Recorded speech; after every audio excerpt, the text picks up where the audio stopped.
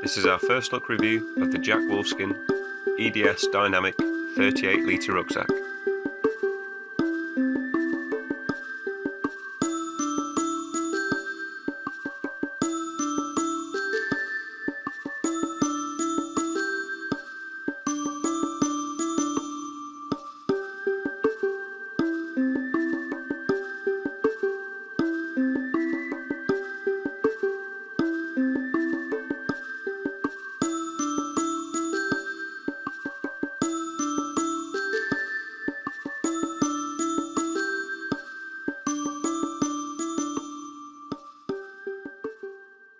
So this is the Jack Wolfskin EDS Dynamic 38 litre rucksack, and its cut, you'll notice, is quite slim.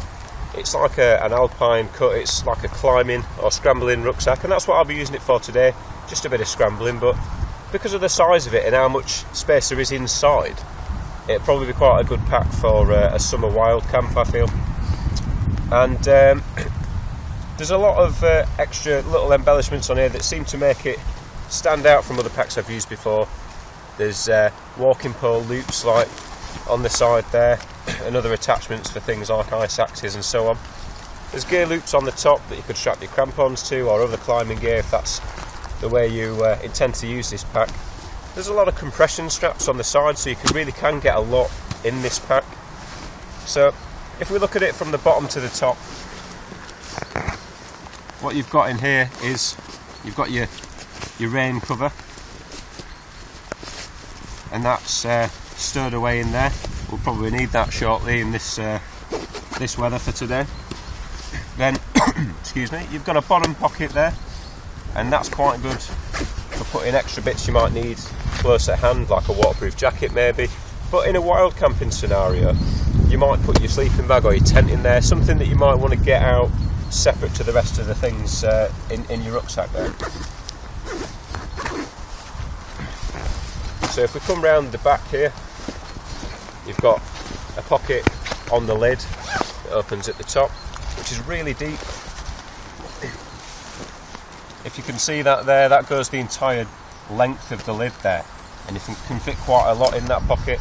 And what I've chucked in there today is my snacks, bag of jelly babies, flapjack or two, and my gloves that I might need quickly.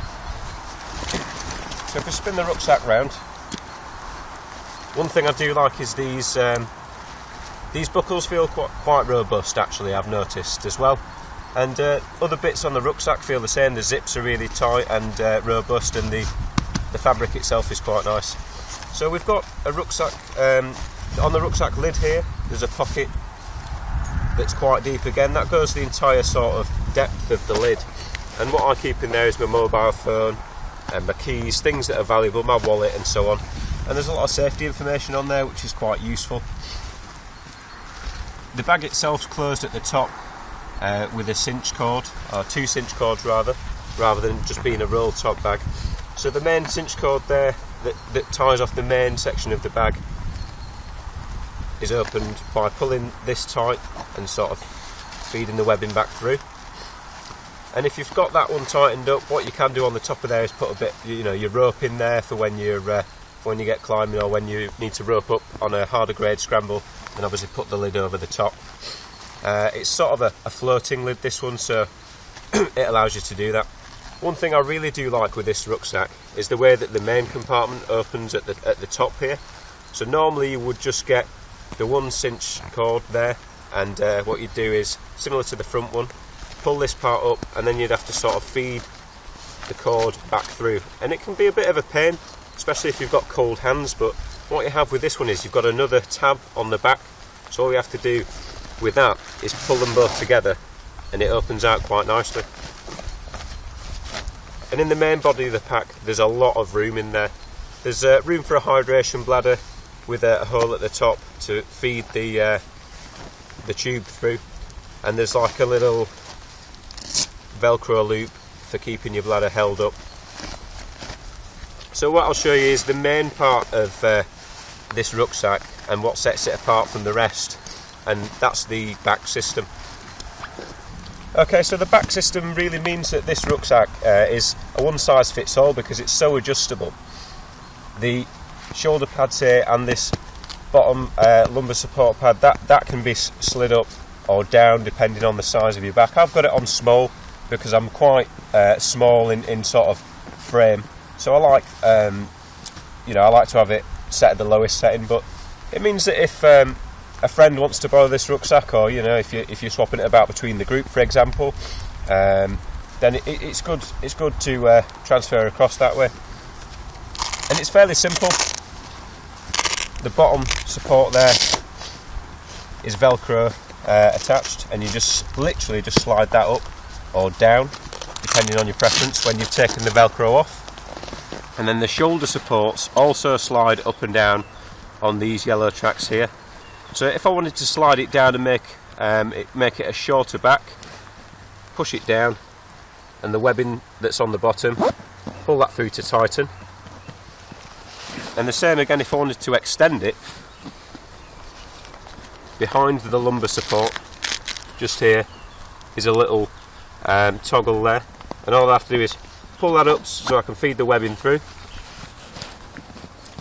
slide the shoulder supports up, and just make sure that webbing's tight so it's not going to slide anywhere. Okay, so the other way that you can adjust this rucksack is on the waist belt there. So if you've got more layers on, or if you're a larger framed person, again this is done by Velcro, and all you need to do is pull the Velcro off and attach it further round. So it is really adjustable, and there's a lot of features in that sense, but it's really simple to get that adjustment. The rucksacks perform really well. It stayed close to my back, and the weight stayed nicely on my hips all day, which is where I like it.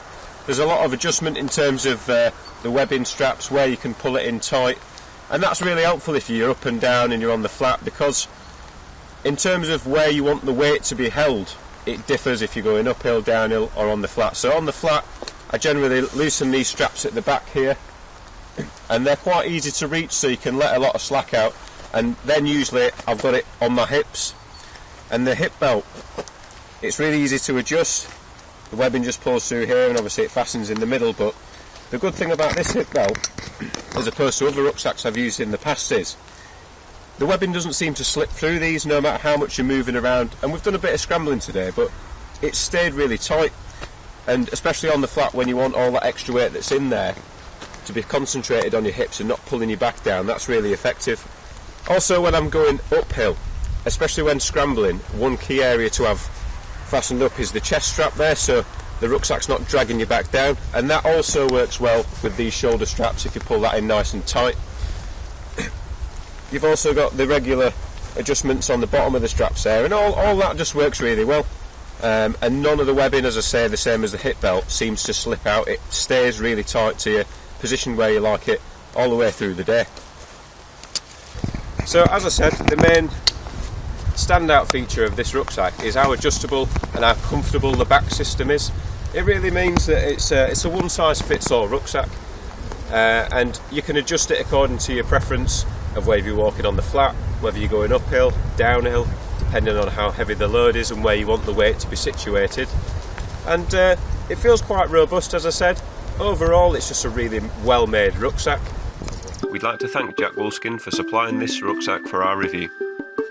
Any thoughts and opinions contained herein are those of hiking and camping for UK adventurers, and may or may not reflect those of Jack Wolfskin. If you'd like to see this rucksack on the Jack Wolfskin website, please follow the link in the description below.